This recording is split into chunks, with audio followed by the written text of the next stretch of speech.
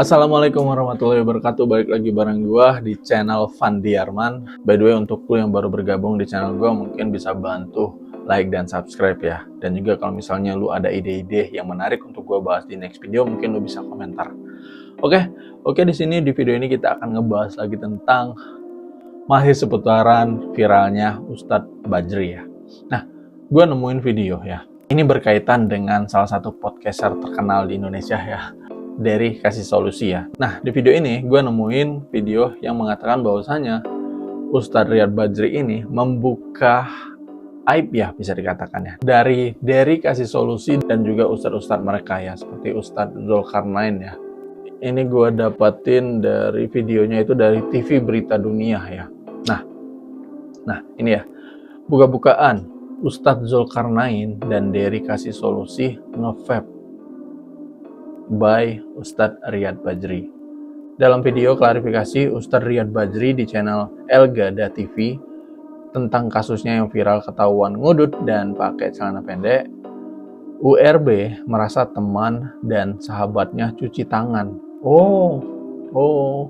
Teman dan sahabatnya. Ustadz Zulkarnain dan Dery Kasih Solusi ini itu teman dan sahabat Ustadz Riyad Bajri ini ya. Dan Ustadz Bajri ini itu merasa Dery sama Ustadz Zul ini itu cuci tangan dengan viralnya video dari Ustadz Bajri ini ya. Nah ini ya. Dan serta mengkhianati tidak sampai di situ, dia pun diserang di podcast termasuk di podcast Kasih Solusi yang hostnya dari Yansah bersama Ustadz Zulkarnain Muhammad Sunusi. Seperti yang kita tahu, dulu podcast Kasih Solusi sering menampilkan URB atau Ustadz Bajri ini dalam membahas agama. Alih-alih tidak terima diserang dan diculasin, URB membalas dan membongkar aib sahabatnya sendiri yang konon mereka juga nge-vape, bahkan ada grup khusus Ustadz yang nge-vape. Allahu alam. Ternyata Dery, Yansa dan ustadz-ustadznya ini itu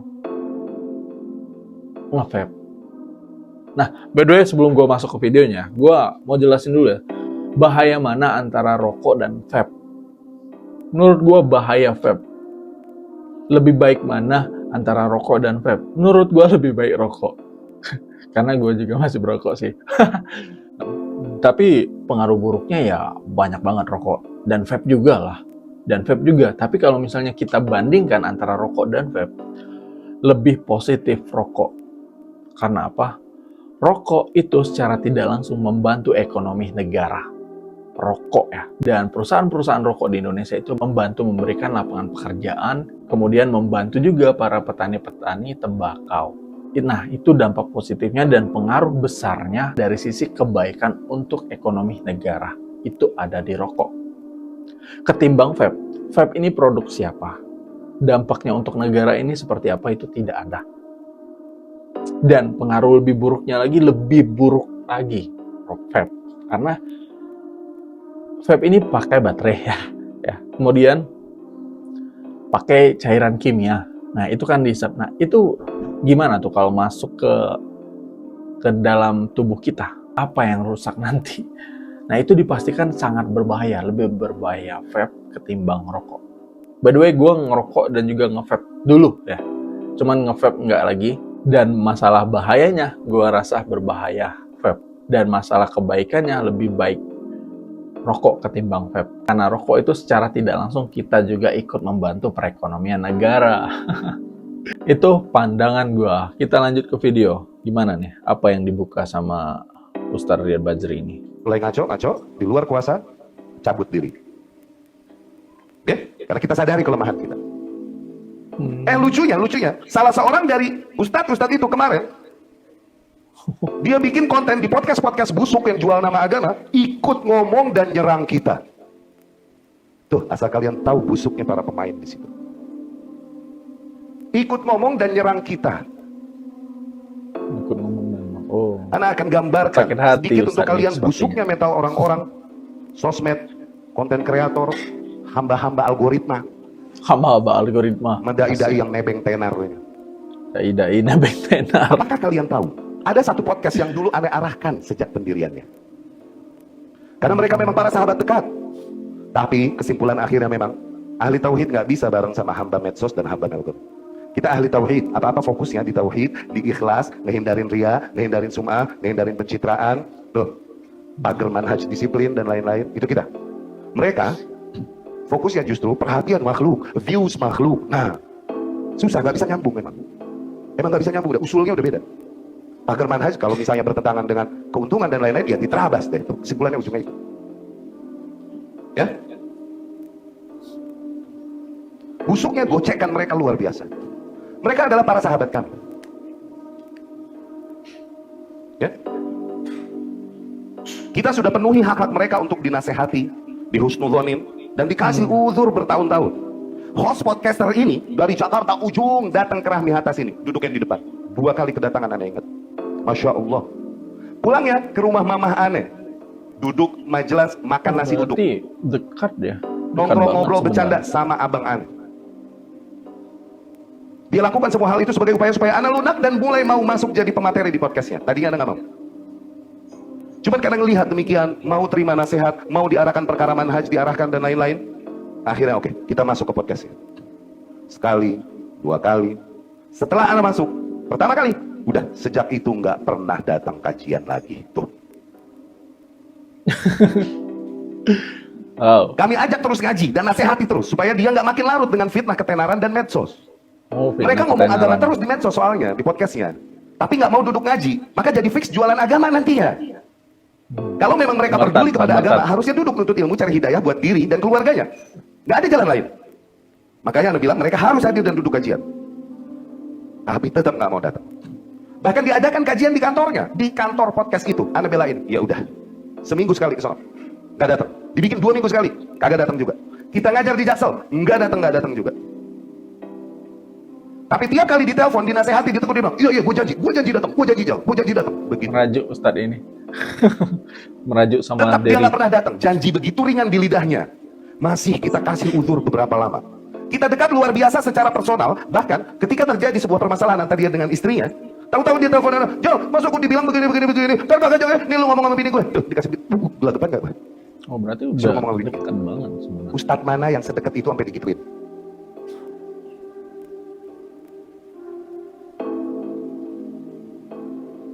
Sedekat itu. Kami penuhi haknya untuk dihusnudzonin, diuzurin, dinasehatin bertahun-tahun. Sekarang setelah kami jauhi, akhirnya kami lihat nggak mungkin terjadi perubahan. Anda kembali kepada sikap anak. Kalau masih sama dia, gue yang larut nanti sama harus dia. Itu anak. Anak jauhi dan anak blok. Sudah. Tapi nggak pernah kita bikin pernyataan-pernyataan atau tulisan-tulisan umum untuk mengingkarinya atau podcastnya. Jangan. Masih kita hargai. Karena kami sadar kami lemah. Kalau enggak, kami yang larut ikut dia dan arusnya. Kami mesti menjauhinya. Tapi setelah kami jauhi, terlihat dia makin liar. Dia undang dai-dai ahli bid'ah, yang fix ahli bid'ah, dan dia tahu itu ahli bid'ah ketika dulu dia bersama kita. Dia duduk dengan dai-dai ahli bid'ah di acara-acara mereka dari golongan jamaah tabligh dan lain-lain, nggak ragu untuk gabung ke acara itu. Bahkan lebih jauh lagi, ikut dihadir kampanye pemilu. Bukan cuma nyoblosnya doang, oke, khilafiyah dari ulama. Tapi kampanye beda, kepepet makan babi sama doyan babi beda. Dan tadi ngaku kepepet beda. Ikut kampanye untuk mendukung salah satu paslon yang ada. Ternyata kalah, mampus. Sakit hati banget kayaknya Ustadz ini. Apa? By the way, gue cari juga sih video podcastnya ya, yang tentang ngebahas hal ini. Gue cari, kayaknya udah nggak ada lagi, udah dihapus ya. Dan ini gue temuin ada orang yang re-upload ya.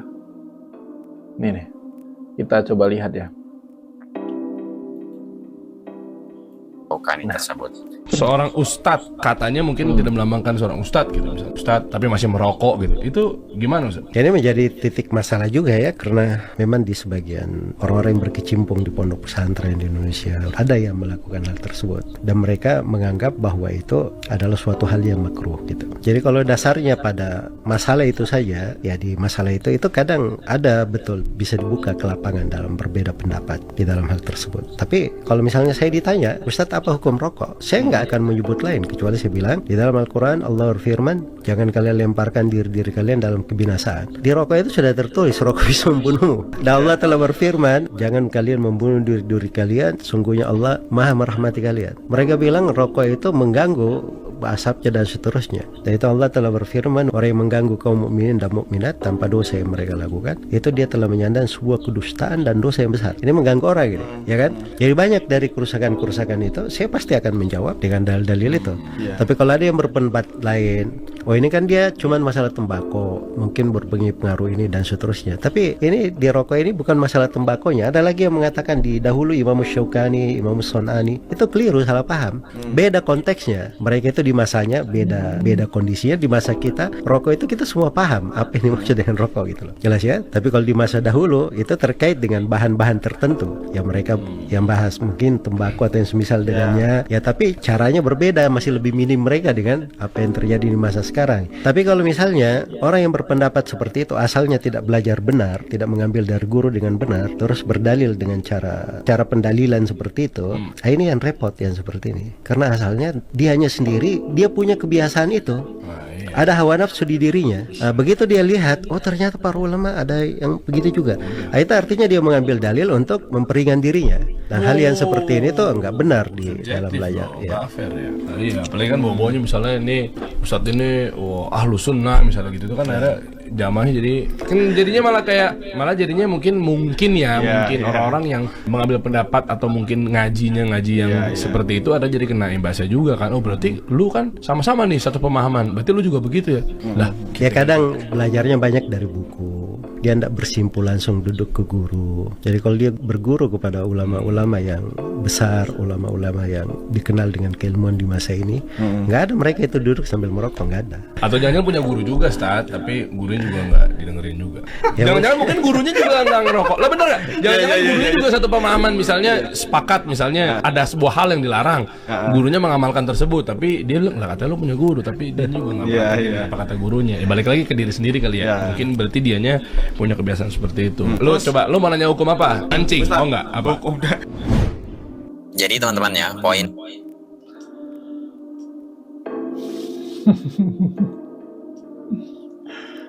Oh ada grup WhatsApp juga guys, ini guys ada grup asatid salafi yang nge-vape benarkah? Oh grup nge-vape, grup ustad, grup salafi yang nge-vape. Coba kita dengerin dulu lah. Apakah kalian tahu? Bahkan dulu ada sebuah grup isinya banyak asatid, lulusan Yaman, lulusan Madinah atau lokal dan lain-lain.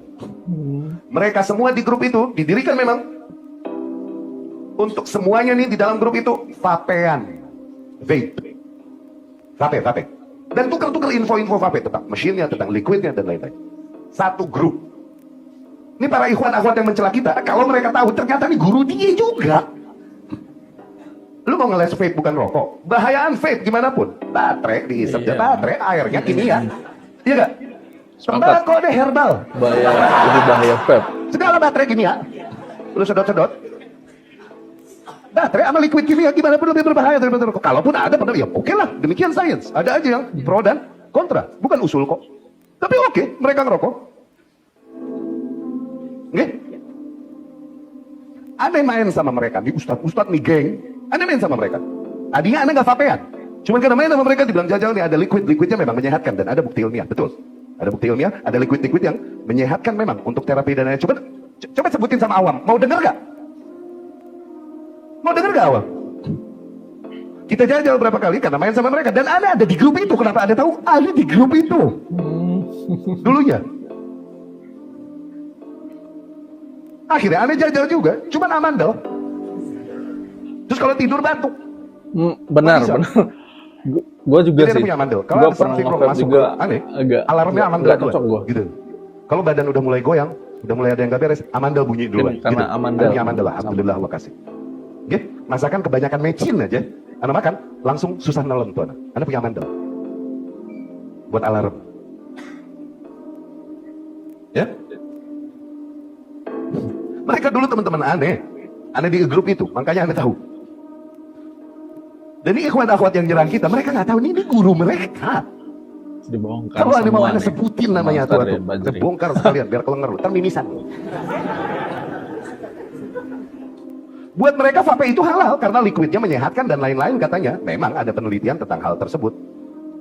Tapi sekali lagi awam mana mau dengar. Ya, coba dibongkar kayak kasus kita sekarang. Kalau nggak habis juga. Terus kata Anies, itu inkonsistensi. Gimana pun vape ini baterai sama kimia liquidnya.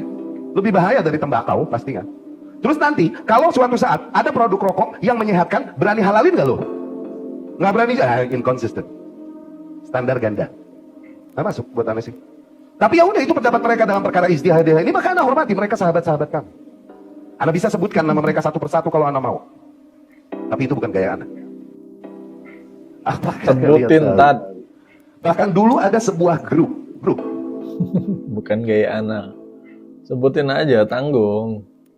Oke guys, itu video tentang ini ya, Ustadz Riyad Bajri ini membongkar, ya bisa dikatakan membongkar aib bahwasanya ya ada grup vape dari kalangan Salafi yang di situ ada Dery, Kasih Solusi dan ustadz-ustadznya ya. Nah, ini berdasarkan kata Ustadz Riyad Bajri ya. Kita nggak tahu kebenaran aslinya. Ini hanya sekedar kata Ustadz. Karena ini hanya sekedar ucapan ya, nggak ada bukti ya. Jadi kita ya positif aja lah, prasangka baik aja lah. Bisa jadi benar, bisa jadi enggak. Itu aja sih. Dan sebenarnya dari Kasih Solusi juga paling enggak tuh ya mungkin ya konfirmasi dulu sih ya sama Ustadz Bajri kalau misalnya mau ngebahas tentang viralnya beliau ini ya.